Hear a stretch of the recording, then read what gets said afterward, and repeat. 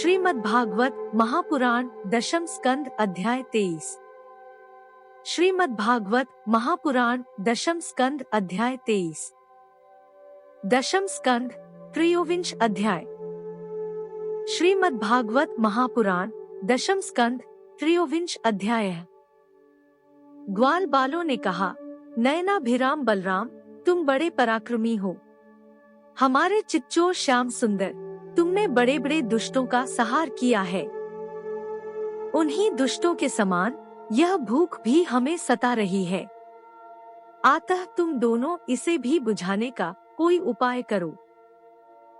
श्री शुकदेव जी ने कहा, परीक्षित, जब ग्वाल बालों ने देवकी नंदन भगवान श्री कृष्ण से इस प्रकार प्रार्थना की, तब उन्होंने मथुरा की अपनी भक्त ब्राह्मण पत्नियों पर अनुग्रह करने के लिए यह बात कही। मेरे प्यारे मित्रों, यहाँ से थोड़ी ही दूर पर वेदवादी ब्राह्मण स्वर्ग की कामना से आंगिरस नाम का यज्ञ कर रहे हैं। तुम उनकी यज्ञशाला में जाओ। ग्वाल बालों, मेरे भेजने से वहाँ जाकर तुम लोग मेरे बड़े भाई भगवान श्री कृष्ण बलराम जी का और मेरा नाम लेकर कुछ थोड़ा सा भात भोजन की सामग्री मांग लाओ। जब भगवान ने ऐसी आज्ञा दी, तब ग्वाल बाल उन ब्राह्मणों की यज्ञशाला में गए और उनसे भगवान की आज्ञा के अनुसार ही अन्न मांगा। पहले उन्होंने पृथ्वी पर गिरकर दंडवत प्रणाम किया और फिर हाथ जोड़कर कहा, पृथ्वी के मूर्तिमान देवता ब्राह्मणों, आपका कल्याण हो। आपसे निवेदन है कि हम व्रज के ग्वाले हैं। भगवान श्री कृष्ण और बलराम की आज्ञा से हम आपके पास आए हैं। आप हमारी बात सुने। भगवान बलराम और श्री कृष्ण गौए चराते हुए यहाँ से थोड़े ही दूर पर आए हुए हैं। उन्हें इस समय भूख लगी है और वे चाहते हैं कि आप लोग उन्हें थोड़ा सा भात दे दें। ब्राह्मणों, आप धर्म का मर्म जानते हैं। यदि आपकी श्रद्धा हो तो उन भोजनार्थियों के लिए कुछ भात दे दीजिए। सज्जनों, जिस यज्ञ दीक्षा में पशुबलि होती है, उसमें और सौत्रामणी यज्ञ में दीक्षित पुरुष का अन्न नहीं खाना चाहिए। इनके अतिरिक्त और किसी भी समय किसी भी यज्ञ में दीक्षित पुरुष का भी अन्न खाने में कोई दोष नहीं है। परीक्षित, इस प्रकार भगवान के अन्न मांगने की बात सुनकर भी उन ब्राह्मणों ने उस पर कोई ध्यान नहीं दिया। वे चाहते थे स्वर्ग आदि तुच्छ फल और उनके लिए बड़े बड़े कर्मों में उलझे हुए थे। सच पूछो तो वे ब्राह्मण ज्ञान की दृष्टि से थे बालक की, परंतु अपने को बड़ा ज्ञान वृद्ध मानते थे। परीक्षित, देश काल अनेक प्रकार की सामग्रियाँ, भिन्न भिन्न कर्मों में विनियुक्त मंत्र, अनुष्ठान की पद्धति, ऋत्विज ब्रह्मा आदि यज्ञ कराने वाले, अग्नि देवता, यजमान, यज्ञ और धर्म, इन सब रूपों में एकमात्र भगवान ही प्रकट हो रहे हैं। वे ही इंद्रियातीत पर ब्रह्म भगवान श्री कृष्ण स्वयं ग्वाल बालों के द्वारा भात मांग रहे हैं। परंतु इन मूर्खों ने, जो अपने को शरीर ही माने बैठे हैं, भगवान को भी एक साधारण मनुष्य ही माना और उनका सम्मान नहीं किया। परीक्षित, जब उन ब्राह्मणों ने हाँ या ना कुछ नहीं कहा, तब ग्वाल बालों की आशा टूट गई। वे लौट आए और वहाँ की सब बात उन्होंने श्री कृष्ण तथा बलराम से कह दी। उनकी बात सुनकर सारे जगत के स्वामी भगवान श्री कृष्ण हंसने लगे। उन्होंने ग्वाल बालों को समझाया कि संसार में असफलता तो बार बार होती ही है, उससे निराश नहीं होना चाहिए। बार बार प्रयत्न करते रहने से सफलता मिल ही जाती है। फिर उनसे कहा, मेरे प्यारे ग्वाल बालों, इस बार तुम लोग उनकी पत्नियों के पास जाओ और उनसे कहो कि राम और श्याम यहाँ आए हैं। तुम जितना चाहोगे उतना भोजन वे तुम्हें देंगी। वे मुझसे बड़ा प्रेम करती हैं। उनका मन सदा सर्वदा मुझ में लगा रहता है। अब की बार ग्वाल बाल पत्नीशाला में गए। वहाँ जाकर देखा तो ब्राह्मणों की पत्नियां सुंदर सुंदर वस्त्र और गहनों से सज धज कर बैठी हैं। उन्होंने द्विज पत्नियों को प्रणाम करके बड़ी नम्रता से यह बात कही, आप विप्र पत्नियों को हम नमस्कार करते हैं। आप कृपा करके हमारी बात सुने। भगवान श्री कृष्ण यहाँ से थोड़ी ही दूर पर आए हुए हैं और उन्होंने ही हमें आपके पास भेजा है। वे ग्वाल बाल और बलराम जी के साथ गोए चराते हुए इधर बहुत दूर आ गए हैं। इस समय उन्हें और उनके साथियों को भूख लगी है। आप उनके लिए कुछ भोजन दे दें। परीक्षित, वे ब्राह्मणियां बहुत दिनों से भगवान की मनोहर लीलाएं सुनती थीं। उनका मन उनमें लग चुका था। वे सदा सर्वदा इस बात के लिए उत्सुक रहती कि किसी प्रकार श्री कृष्ण के दर्शन हो जाए। श्री कृष्ण के आने की बात सुनते ही वे उतावली हो गईं। उन्होंने बर्तनों में अत्यंत स्वादिष्ट और हितकर भक्ष्य, भोज्य, लहे और चोषे चारों प्रकार की भोजन सामग्री ले ली तथा भाई बंधु पति पुत्रों के रोकते रहने पर भी अपने प्रियतम भगवान श्री कृष्ण के पास जाने के लिए घर से निकल पड़ी, ठीक वैसे ही जैसे नदियां समुद्र के लिए। क्यों न हो, न जाने कितने दिनों से पवित्र कीर्ति भगवान श्री कृष्ण के गुण, लीला, सौंदर्य और माधुर्य आदि का वर्णन सुन सुनकर उन्होंने उनके चरणों पर अपना हृदय निछावर कर दिया था। ब्राह्मण पत्नियों ने जाकर देखा कि यमुना के तट पर नए नए कोंपलों से शोभायमान अशोकवन में ग्वाल बालों से घिरे हुए बलराम जी के साथ श्री कृष्ण इधर उधर घूम रहे हैं। उनके सांवले शरीर पर सुनहला पीतांबर झिलमिला रहा है। गले में वनमाला लटक रही है। मस्तक पर मोर पंख का मुकुट है। अंग अंग में रंगीन धातुओं से चित्रकारी कर रखी है। नए नए कोंपलों के गुच्छे शरीर में लगाकर नट का सा वेश बना रखा है। एक हाथ अपने सखा ग्वालबाल के कंधे पर रखे हुए हैं और दूसरे हाथ से कमल का फूल नचा रहे हैं। कानों में कमल कुंडल हैं, कपोलों पर घुंघराली अलके लटक रही हैं और मुख कमल मंद मंद मुस्कान की रेखा से प्रफुल्लित हो रहा है। परीक्षित, अब तक अपने प्रियतम श्याम सुंदर के गुण और लीलाएं अपने कानों से सुन सुनकर उन्होंने अपने मन को उन्हीं के प्रेम में रंग में डाला था, उसी में सराबोर कर दिया था। अब नेत्रों के मार्ग से उन्हें भीतर ले जाकर बहुत देर तक वे मन ही मन उनका आलिंगन करती रहीं और इस प्रकार उन्होंने अपने हृदय की जलन शांत की, ठीक वैसे ही जैसे जागृत और स्वप्न अवस्थाओं की वृत्तियां यह मेरा इस भाव से जलती रहती हैं, परंतु सुषुप्ति अवस्था में उसके अभिमानी प्राज्ञ को पाकर उसी में लीन हो जाती हैं और उनकी सारी जलन मिट जाती है।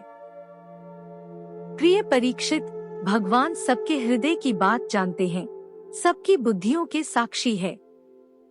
उन्होंने जब देखा कि ये ब्राह्मण पत्नियां अपने भाई बंधु और पति पुत्रों के रोकने पर भी सब सगे संबंधियों और विषयों की आशा छोड़कर केवल मेरे दर्शन की लालसा से ही मेरे पास आई हैं, तब उन्होंने उनसे कहा। उस समय उनके मुखारविंद पर हास्य की तरंगे अटखेलियां कर रही थीं। भगवान ने कहा, महाभाग्यवती देवियों, तुम्हारा स्वागत है। आओ बैठो, कहो हम तुम्हारा क्या स्वागत करें। तुम लोग हमारे दर्शन की इच्छा से यहाँ आई हो, यह तुम्हारे जैसे प्रेमपूर्ण हृदय वालों के योग्य ही है। इसमें संदेह नहीं कि संसार में अपनी सच्ची भलाई को समझने वाले जितने भी बुद्धिमान पुरुष हैं, वे अपने प्रियतम के समान ही मुझसे प्रेम करते हैं और ऐसा प्रेम करते हैं जिसमें किसी प्रकार की कामना नहीं रहती, जिसमें किसी प्रकार का व्यवधान, संकोच, छिपावा, दुविधा या द्वैत नहीं होता। प्राण, बुद्धि, मन, शरीर, स्वजन, स्त्री, पुत्र और धन आदि संसार की सभी वस्तुएं जिसके लिए और जिसकी सन्निधि से प्रिय लगती हैं, उस आत्मा से, परमात्मा से, मुझ श्री कृष्ण से बढ़कर और कौन प्यारा हो सकता है। इसलिए तुम्हारा आना उचित ही है। मैं तुम्हारे प्रेम का अभिनंदन करता हूँ, परंतु अब तुम लोग मेरा दर्शन कर चुकी। अब अपने यज्ञशाला में लौट जाओ। तुम्हारे पति ब्राह्मण गृहस्थ हैं, वे तुम्हारे साथ मिलकर ही अपना यज्ञ पूर्ण कर सकेंगे। ब्राह्मण पत्नियों ने कहा, अंतर्यामी श्याम सुंदर, आपकी यह बात निष्ठुरता से पूर्ण है। आपको ऐसी बात नहीं कहनी चाहिए। श्रुतियाँ कहती हैं कि जो एक बार भगवान को प्राप्त हो जाता है, उसे फिर संसार में नहीं लौटना पड़ता। आप अपनी यह वेदवाणी सत्य कीजिए। हम अपने समस्त सगे संबंधियों की आज्ञा का उल्लंघन करके आपके चरणों में इसलिए आई हैं कि आपके चरणों से गिरी हुई तुलसी की माला अपने केशों में धारण करें। स्वामी, अब हमारे पति पुत्र, माता पिता, भाई बंधु और स्वजन संबंधी हमें स्वीकार नहीं करेंगे, फिर दूसरों की तो बात ही क्या है। वीर शिरोमणे, अब हम आपके चरणों में आ पड़ी हैं। हमें और किसी का सहारा नहीं है, इसलिए अब हमें दूसरों की शरण में न जाना पड़े, ऐसी व्यवस्था कीजिए। भगवान श्री कृष्ण ने कहा, देवियों, तुम्हारे पति पुत्र, माता पिता, भाई बंधु कोई भी तुम्हारा तिरस्कार नहीं करेंगे। उनकी तो बात ही क्या, सारा संसार तुम्हारा सम्मान करेगा। इसका कारण है, अब तुम मेरी हो गई हो, मुझसे युक्त हो गई हो। देखो ना, ये देवता मेरी बात का अनुमोदन कर रहे हैं। देवियों, इस संसार में मेरा अंगसंग ही मनुष्यों में मेरी प्रीति या अनुराग का कारण नहीं है। इसलिए तुम जाओ, अपना मन मुझ में लगा दो। तुम्हें बहुत शीघ्र मेरी प्राप्ति हो जाएगी। श्री शुकदेव जी कहते हैं, परीक्षित, जब भगवान ने इस प्रकार कहा, तब वे ब्राह्मण पत्नियां यज्ञशाला में लौट गईं। उन ब्राह्मणों ने अपनी स्त्रियों में तनिक भी दोष दृष्टि नहीं की। उनके साथ मिलकर अपना यज्ञ पूरा किया। उन स्त्रियों में से एक को आने के समय ही उसके पति ने बलपूर्वक रोक लिया था। इस पर उस ब्राह्मण पत्नी ने भगवान के वैसे ही स्वरूप का ध्यान किया, जैसा कि बहुत दिनों से सुन रखा था। जब उसका ध्यान जम गया, तब मन ही मन भगवान का आलिंगन करके उसके कर्म के द्वारा बने हुए अपने शरीर को छोड़ दिया। इधर भगवान श्री कृष्ण ने ब्राह्मणियों के लाए हुए उस 4 प्रकार के अन्न से पहले ग्वाल बालों को भोजन कराया और फिर उन्होंने स्वयं भी भोजन किया। परीक्षित, इस प्रकार लीला मनुष्य भगवान श्री कृष्ण ने मनुष्य की सी लीला की और अपने सौंदर्य, माधुर्य, वाणी तथा कर्मों से गोए ग्वाल बालों और गोपियों को आनंदित किया और स्वयं भी उनके अलौकिक प्रेमरस का आस्वादन करके आनंदित हुए। परीक्षित, इधर जब ब्राह्मणों को यह मालूम हुआ कि श्री कृष्ण तो स्वयं भगवान हैं, तब उन्हें बड़ा पछतावा हुआ। वे सोचने लगे कि जगदीश्वर भगवान श्री कृष्ण और बलराम की आज्ञा का उल्लंघन करके हमने बड़ा भारी अपराध किया है। वे तो मनुष्य की सी लीला करते हुए भी परमेश्वर ही हैं। जब उन्होंने देखा कि हमारी पत्नियों के हृदय तो भगवान के लिए अलौकिक प्रेम है और हम लोग उससे बिल्कुल रीते हैं, तब वे पछताकर अपनी निंदा करने लगे।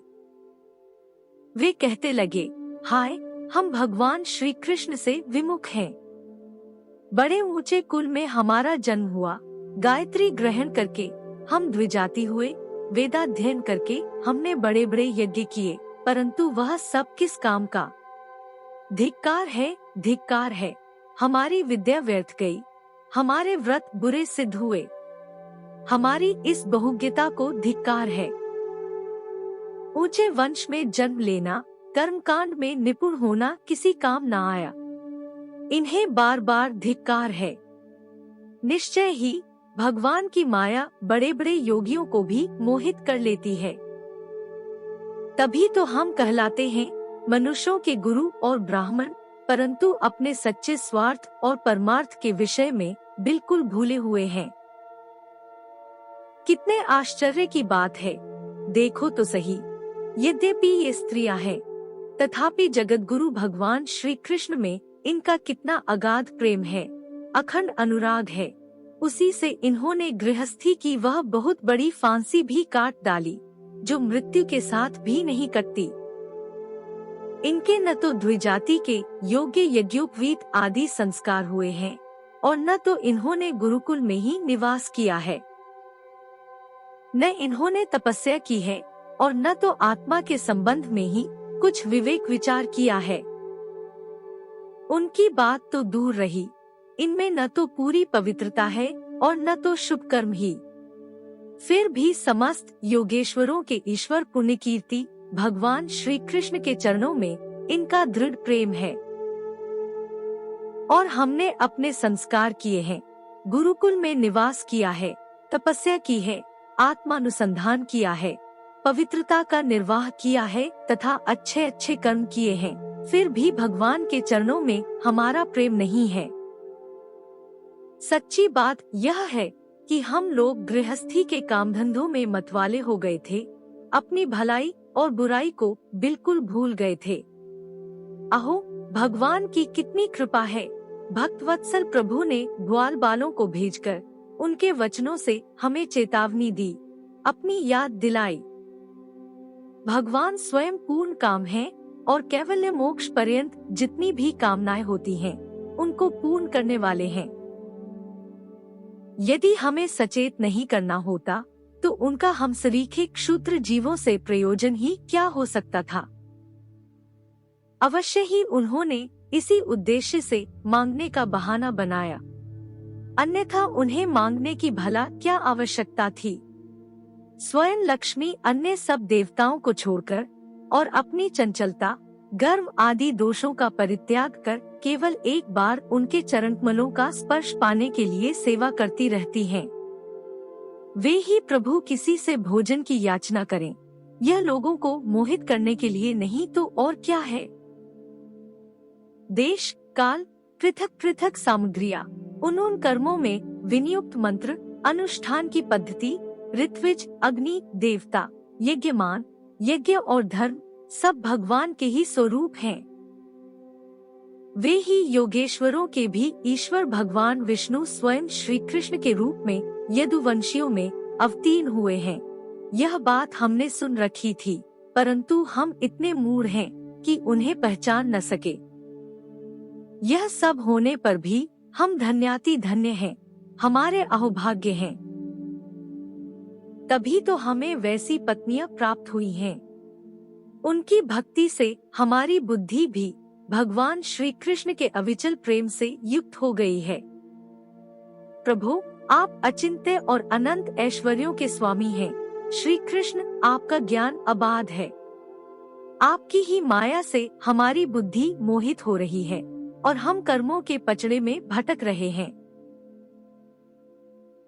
हम आपको नमस्कार करते हैं।